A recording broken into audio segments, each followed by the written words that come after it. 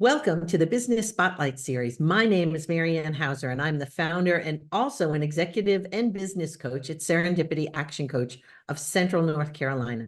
Today, I am so excited to have a good friend and maybe past client, we'll call him, r.buck, owner of Murphy Business Sales of the Carolinas, with us today. And he's going to share with us what it's like to start a business brokerage firm and take a sneak peek into what it's really like to help people buy and sell their business. I've known Ron for, I guess, almost as long as I've had my firm here in Winston-Salem, and I've had the opportunity to watch him help people maybe that are retirement age, ready to sell their business, or a young woman who was ready to start a family and wanted to step away from her business, and knowing that he was able to help them through that process, they have always been so grateful that that they had somebody on their team making sure that they got the most of their business and they could leave their business feeling really good about the next set of hands that it was going into. So I am so excited to welcome you, Ron. So just to start, I mentioned that you're a business brokerage. Exactly what does a business brokerage organization do, and what's the key focus? Thank you for having me. And yeah, it's been, I think we've known each other for 12 years now. So it's been very exciting along the way. And so a brokerage firm, what we do is we help business owners who are ready to exit their company, whether it's retirement or health issues, or they just want to go focus on something else. So we help them with the process of preparing their company for sale, completing evaluation, and then putting together all the material and to take it to market, and then working with potential buyers, finding potential buyers, working with them, working with all their advisors to get everybody to the closing table for a successful closing. So kind of like a real estate broker, but for businesses? Similar. The main difference is, a business is a living, breathing thing that changes daily. And the other key difference is when you're selling commercial real estate, you put a giant sign out front and you put pictures of the business and their address and their name all over the internet where you can. We are selling companies confidentially, so we have to find buyers without letting them know, here's the company that we're trying to get you interested in. So the confidentiality piece and the living, breathing nature of a business really is the differentiating factor between a business and, say, commercial real estate.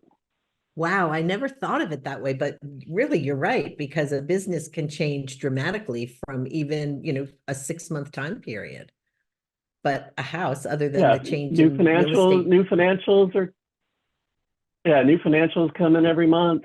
Key employees, leave to, pursue other opportunities. Customers can come and go. Business can grow. Business can shrink. So yeah, it changes all throughout the process, and that's what kind of makes it interesting. Also a challenge sometimes. Yep, absolutely. So if you look at your role at your firm, how many hours do you spend working in your business, actually helping people? And how many hours do you spend on business strategy and planning and things like that? So great question. So I kind of have a dual role. So I am the regional director for the Carolinas. We have a team of 14 of us here. And that's part of my role. And then another part of my role is I am a individual producer as well. So I run my own transactions. So I've kind of got both going on at any one time. I would say I'm probably spending 2 to 3 hours a day on the business or supporting my team. And then the rest of the time is working on my own clients and supporting their transactions. And probably not enough time on the business as in the business. You know that I'm probably going to tease you about that one. If we think about what makes your business unique and why do customers and clients want to choose you? And I also have my own personal take on it. Are you looking more for buyers or sellers or both? We are probably 80% sellers as clients and 20% buyers. On the buy side, we are looking for usually strategic buyers or companies that are looking to expand. Sometimes high net worth individuals that have a really clear objective of what they're trying to buy. On the sell side, we are looking for companies in the million to 25 million revenue size that are looking to exit within the next 3 years. And we can do, as you know, unfortunately, as one of the ones you mentioned, if a health issue comes up, we have to work with them immediately. But if we can get in there a year, 2, 3 in advance, really help prepare the company, prepare the financials, they'll have a higher valuation and a smoother transaction. But sometimes we're not given that luxury. So that's our target market is someone looking to exit in the next couple of years in that million to 25 million revenue range. Interesting. It's funny. That's sort of our target market too. 1 million to about 15, 20 million is where we focus. So that's pretty interesting.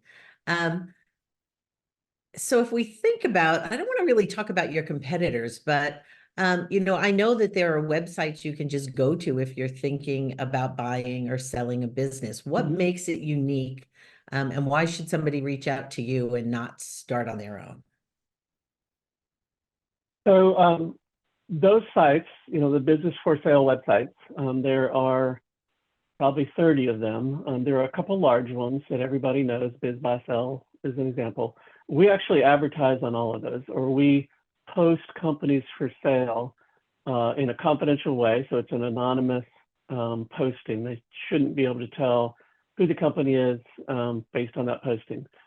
So we utilize those sites and partner with those sites to get the information out there, because a lot of buyers are going to those sites to find those companies for sale. What's interesting is, the largest one probably generates 35% of our inquiries, but only 10% of our actual buyers. So our job is to be wherever the buyers are likely to go look so that they find the opportunity there. And that's just one of the sources we use to find buyers. We also have a vast network within Murphy. There are about 240 Murphy professionals in the US and Canada. And so we have an internal network where we are working with each other and buyers that may be represented by other colleagues of mine. And then depending on the size of the company, the larger ones, we will perform a direct outreach to either companies that we feel would be a good strategic fit, or private equity groups or family offices that we feel would be a good fit. So people come to us, you could do a for sale by owner. That is, I think one of the things a lot of sellers maybe don't fully grasp is how difficult it is to sell a business.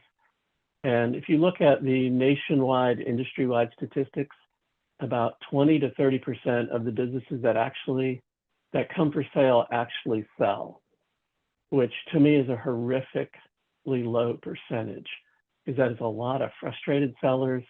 It's a lot of exposing your company to buyers that don't come through. And it's a year or two of time that is not utilized that efficiently. That if you're trying to retire or you have a health issue, that's just not time that you particularly want to use in an unfruitful way. Here in the Murphy Carolinas group, our average over 10 years is 81%. And part of that reason is we are kind of rigorous in our review of the financials, in doing evaluation, making sure the company is properly set up to sell, and that we're going out to the market with the right price. And then we do a lot of hand-holding and a lot of work with the buyers and the sellers to make sure everybody gets to the closing table through the, and it can be quite challenging process, and it usually takes 9 to 12 months. There's a lot of opportunity there for a seller who's underrepresented or not represented to get sidetracked with the transaction details and take their eye off focusing on running the business, which is the number one thing a seller can do to help the process, is continue to grow profit, to keep their staff happy, keep their clients happy. That should be their focus, and let us handle all the noise of a transaction, which there is a lot. Yeah, that's awesome. When you started speaking, one of the things that came into my head is, when I see a going out of business sign and somebody's just closing their doors, it like breaks my heart. And I was It in does. Lexington and I was meeting with the SBA office at that was part of the community college down there. And she was telling me about a florist who had a health issue, and it had been a florist shop in Lexington for like 30 years. And he just closed the doors. He put the key in the door and said to his landlord, I've got only a couple of years left. I've got some health issues. And he walked away. And, it just broke my heart that I tried to reach him because I thought about you immediately. And I said, boy, maybe I can help him. Maybe you can help him. And he said, I'm just done. He said, I probably should have thought about this, 5 years ago. And he was already, of retirement age. He said, no, I'm just kicking myself that I didn't. He said, but I'm not doing anything. And he didn't want to talk. And that's a shame that every time a business closes, it breaks my heart. It's interesting that you use that terminology, breaks your heart, because I refer to it as heartbreaking. So to me, it's heartbreaking to get a call from an owner and you're talking with them and you realize they should have called you 2 or 3 years ago. And, once an owner stops investing their time, effort, and capital in growing the company, before that point is when you want to get on the market. Once that starts happening and revenues start declining, as revenues start declining, the valuation is declining at an even more rapid pace. And it is, to me, it's heartbreaking. I've always referred to it as heartbreaking. So to hear you use that same terminology, which is probably why, I admire you so much. We have the same philosophy about business owners, is that we really care about their outcome.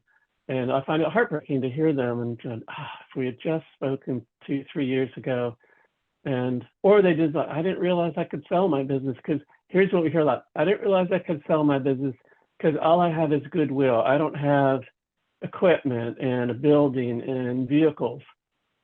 Most of the companies we sell, the vast majority of the value is goodwill. It's the reputation, it's the client list, it's their ability to generate income. We sell plenty of businesses that are service-based businesses, and the only equipment they have is a laptop and a desk.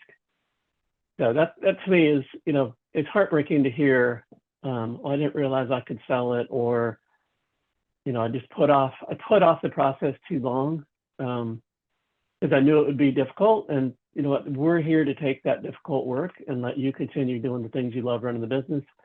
And obviously we need your help and assistance while we're right. Yeah, And and the if they wait business too will. long. Mm-hmm.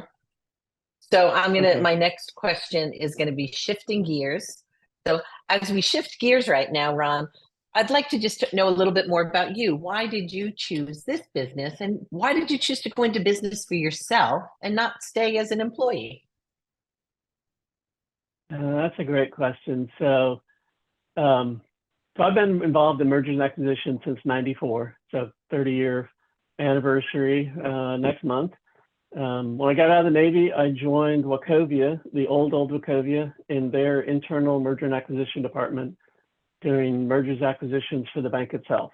And I was always I was a finance major, finance geek, you might say. So I was always attracted to that part of business. And so I was doing mergers, acquisitions, divestitures for the bank, went and got my MBA at Wake Forest at night, and really just loved the valuation side of things, loved the transaction side of things. And when I finished my MBA, I switched over to Wachovia's investment banking group and basically did the same thing for Wachovia's client base: mergers, acquisitions, divestitures, private capital raising, and really enjoyed that. And 2001 came along and First Union bought Wachovia, and I saw the writing on the wall, and I left and started an in-house merger and acquisition department for a mortgage insurance company. They were looking to diversify and expand, and so I started an in-house group for them. And since I'd had my securities licenses, we decided, well, one of the services we could expand to would be offering M&A services. So we got a full-blown FINRA broker-dealer up and running and provided M&A services to our client base. And one thing led to another. And with impeccably horrible timing, in 2008, I became the chief operating officer of the mortgage insurance company. And for those that remember, that's when the housing crisis hit, and mortgage insurers are sort of on the bloody tip of that spear. So they pay out all their claims to banks, and we pay out our claims to banks before the banks spend any money on the claims. And you know how much money they lost, so you know how difficult it was for us. So 4 very difficult years. We ended up putting the portfolio in runoff, had to lay off a lot of folks. And in 2012, had gotten it to a size that I was able to leave, and had been with corporate long enough and had been in situations where folks 5 states away were making the decision about my family. And that company I was in, we kind of felt like everybody, we knew everybody. We knew their families. We knew, kids, spouses. It was a very family like organization. And, I just wanted to get to a point where 5 states away was not controlling the fates of my family and those that I worked with. And so I I decided I was going to own my own business. And when I left there, I started looking for a business to buy, and really enjoyed the process of, looking at businesses, and came across Murphy. And at the same time was considering, do I go out on my own? Do I join a small partnership, or do I join Murphy? And it was just a great fit at Murphy for me. So, because you can be, your own owner and run your own organization, but you also have a vast network and a nationwide group that, the networking and the corporate governance and the resources just are really hard to duplicate for an individual. So that's when I joined Murphy, and really just wanted at that point to get back to helping business owners who are ready to exit have a successful transaction and a successful exit. Awesome. Yeah, that's the advantage of Action Coach too, right? I own my own business, but I've got a network of 3,000 coaches I can tap into for any challenge any business owner has. So that's pretty cool. So as you think about your business, you have to touch a lot of people. How much of your revenue is invested back into marketing?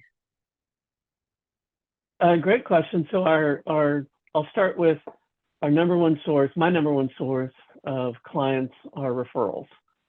And I unabashedly pay a 10% referral fee. So, for all the transactions that are referrals, if they're eligible to accept a referral fee, I'm paying 10%. We also use internet marketing and direct email marketing. And those are probably about 1/3 of my business come from that channel. Awesome. Yeah, I don't know if you've seen it, but I think in the past, I thought email marketing was some of my best ways to connect with folks. And now it's amazing how much pay-per-click is having a positive impact on the business as well. But outreach like this also has a always great evolving. Yep, always evolving. It's always changing. So talk about changing and evolving. If you look back on your journey so far, what has been the most memorable roadblock or hurdle that you were challenged with that you were able to overcome? So when I started back in 2012 with Murphy, I started as a franchisee, I had the local franchise and, serving my clients. And when I got into it, the then regional director, given my background and given my rapport with him, he was trying to retire. He's like, all right, we need to set up a plan where you take over as regional director. And so we worked through that plan. It actually got accelerated. He passed away unexpectedly, so that plan got accelerated. And when I joined the region, we had 3 folks. And then the regional director passed away. And so I was faced with, I've got this region to grow, but I also need to put in place a lot of policies and procedures. And that's actually when I started, spending a lot of time with you and coming to Growth Club and other resources to really figure out, how do I systematize and come up with processes and procedures and policies that, as we bring people on board, and now we have 14, as we bring people on board, how do we equip them to be successful? And how do we provide them with the tools and the resources they need to be successful? And so a lot of the time that I spend working on the business is creating tools and templates and resources for them, so that when they join, they can hit the ground running, as opposed to kind of getting out there and having to figure it out on their own. So that was my biggest challenge as regional, was really, how do I take what was a smaller operation and not very systematized for a regional? How do I put all the documents and all the resources in place so that when we bring people on, they can be successful in their own right, and also really serve our clients well? Yeah, taking all that years of experience of M&A and making it easier for somebody who didn't have that experience to come in and be as successful right out of the gate as you. Awesome. I remember one of our 90-day plans. Sorry to interrupt. I remember one of our 90-day plans from Growth Club. And one of my 90-day tasks was to document the process from a cold call to a closing. Because I had it in my head and I could do it, and I knew everything I needed to do, but I needed to document it for everybody else. And so that ended up being a 5-page step-by-step process, and there's a document attached to every one of those steps that is now, so if someone new coming on can take that roadmap and follow along. So one, they can see around the corner and they can see where the transaction needs to be, and they can help their client see around the corner. And it also reduces a lot of surprises and really helps us preemptively address the issues before they come up. But I remember that was one of my, you pushed me, like, what can you do? And you pushed me, and I'm like, all right, I'm going to put this as a roadmap. And it is to this day, it's something that we still cover. I've covered the first day of training for all our new franchisees across the nation. And that's one of the first things that we go is, hey, here's a roadmap that you guys can use so that you can see around the corner, see where all the things that you need to do between here and closing, which is a lot of things, so that you can have a successful closing. Awesome. How many steps did you say that was? It's 5 pages, single spaced. Wow. And each one has a related document, so it's probably 90 items. So if you think about a business owner trying to do that on their own, there's a lot that has to be done that can get in the way of successfully running the company. But we have, as we're going through the transaction, like, there are things that you need to do 4 to 6 weeks ahead of time. And if you don't, you're going to get surprised with the call from the attorney going, I need the North Carolina letter of good standing from the Department of Revenue. Well, that could take 3 to 4 weeks to get. And if you didn't order it 6 weeks ahead of time and then work through any issues it found, guess what? Your closing is going to not occur on time, and you're going to slide. And, there are enough things that are going to come at you that could potentially delay a closing. If you can preemptively get rid of all the ones you can foresee, then you can really narrow that list down. Wow. And yeah, there are so many. I mean, just think about, the only thing I can compare it to is a mortgage, right? How many documents do you have to sign on a closing of a house? I bet it's similar on a business. So let's shift again and look to the future.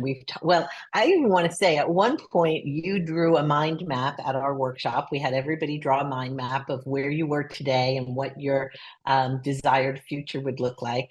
And you came back about 3 years later with your mind map picture in hand to show that you had achieved all but one of your goals on that mind map.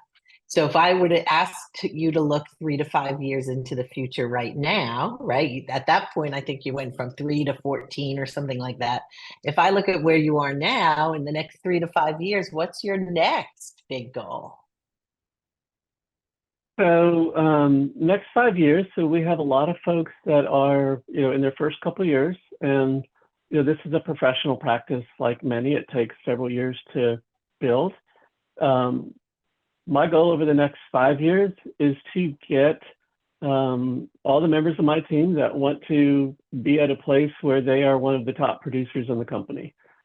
So to help them, sharpen the saw and continue to develop and go from, Main Street business broker to an M&A advisor, and being able to assist with the larger transactions and provide, just a deeper level of experience and knowledge and expertise for the transaction. And, so that would, 5 years from now, that would be a great outcome for me, is to really boost all the folks and help them get to the place they want to be. And, we have some folks that are closer to retirement than others, and they want to be in a different place. And, so my goal is to help, each one of them get to where they want to be in the next 5 years. Wonderful, wonderful. And there's, just like we help business owners get to where they want to be, you're helping your business owners get to where they want to be. So let's then shift gears to go to what we call our rapid fire questions, right? We end this session with a bunch of rapid fire questions. So the first one is, what is the key to success for you? Diligence. Diligence and persistence. Awesome. And if you had to give one piece of advice for other business owners so they don't make a mistake you've made, what would it be? Don't give up. Owning a business is not for the faint of heart. There are definitely ups and downs. Don't give up, and just remember why you got into it in the first place. What's your why? Awesome. So and seek help. And seek help. Yeah. I mean, I have a coach too, and I'm one of the top coaches in the world, but I couldn't do this if I didn't have a coach. So what is one book either you're reading now or you've read most recently that could help another business owner? Oh, that's a great question. So this is going to be, it's a non-business book. It's called A Higher Calling. And it's a higher call or higher calling by Adam Makos. And it is about two World War II pilots that meet over Germany. One's a German pilot, one's an American pilot. And they meet over the skies of Germany during World War II. And the gist of it is, and why I think it kind of ties into business, is they treat each other as professionals, even though they are obviously enemies at the time, so competitors. But there's a professional, there's an extension of professional courtesy to them as they realize, as they are in the situation they find themselves. This is a true story. It is a fantastic story and book. So the German pilot escorts the wounded American bomber back over the English Channel. And there's actually a YouTube of the two pilots meeting in their 80s at an airport in the US. They never met each other after that. They had this interaction and they met each other. They arranged to have a meet in the US, like in their 80s. But it's just a great book about, it's not just about the dollar every day, which is important, but there's, obviously something larger. And, whether you're interacting with competitors or clients or vendors or, whoever you're interacting with, there can be a higher purpose that you are striving for, and why you're doing this. Yes, we all need to earn a living, but, we're doing this to help business owners, and for those business owners to help their clients achieve what they want to do, and make the communities we live in a better place. Wow, that's great. So if people want to get in touch with you, if they are thinking maybe I'm 3 to 5 years away from selling my business, maybe we should talk, or maybe they're looking to buy a business and expand, how do they get in touch with r.buck? What's the best way for them to connect with you? The best way is by email, which is r.buck@murphybusiness.com. Or then go to my website, which is ronbuck-murphy.com. Awesome. And as we sign off for the day, can you leave us with one thing that you think is most inspiring to you today? That's a good question. I think the thing that I find most inspiring is watching it's a combination of a new buyer coming in who has dreamt of being an entrepreneur and has finally put all the pieces together and has purchased a company and is just super excited about taking it to the next level. But at the same time, they're honoring the legacy of that seller and allowing that seller to complete their exit strategy and achieve and monetize all the fruits of their labor for all those years. And when I see a buyer and seller come in, and we are always working for a win-win transaction. And when the buyer and seller are both ecstatic about the outcome, that is what I find inspiring. Awesome. Yes, it is. Watching people achieve their life dream is so inspiring. So that's all we have for today. If you have not already liked and subscribed to this channel, please do so now so that you'll be able to see some of the new business owner stories that we're going to be putting up on our channel in the coming weeks. Thanks again, r.buck, and I hope to see you in town really soon. So take care. Thank you, Marianne.